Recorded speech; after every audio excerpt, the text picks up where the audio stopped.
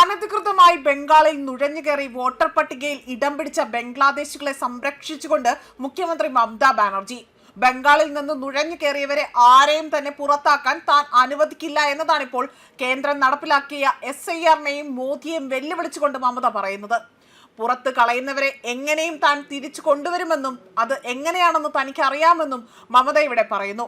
പരിക്കേറ്റ കടുവ ആരോഗ്യമുള്ള കടുവയേക്കാൾ ക്രൂരമാണ്.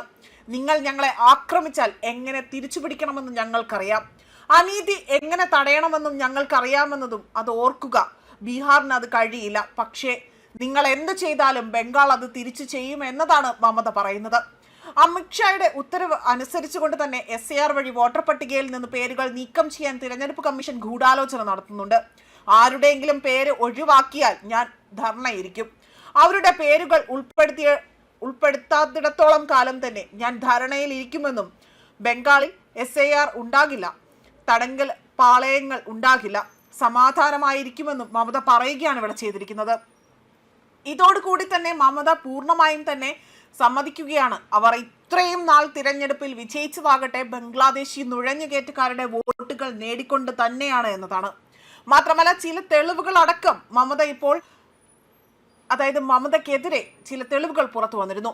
ബംഗാളിലെ കോളനിയിലേക്ക് പ്രവേശിച്ചാൽ അവിടെ താമസമില്ലാത്ത തന്നെ വോട്ടർ പട്ടികയ്ക്ക് പുറത്തു നിൽക്കുന്ന നിരവധി ജനങ്ങളെ നമുക്ക് കാണാൻ സാധിക്കുകയും ചെയ്തിരുന്നു.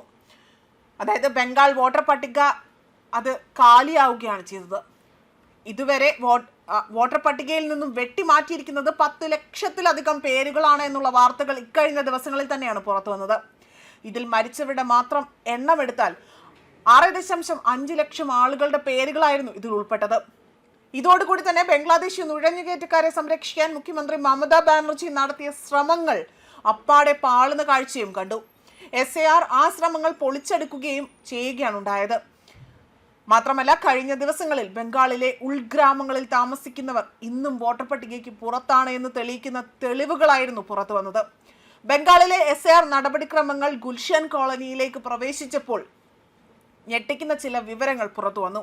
കൊൽക്കത്തയുടെ ഗുൽഷൻ കോളനിയിലെ താമസക്കാരിൽ 90% വോട്ടില്ല എന്നതാണ്. അതായത് അവിടുത്തെ ആൾക്കാരിൽ 90% ആൾക്കാർക്ക് വോട്ടില്ല എന്നതായിരുന്നു വസ്തുതാപരമായി തന്നെ തെളിയിക്കപ്പെട്ട ചില കാര്യം.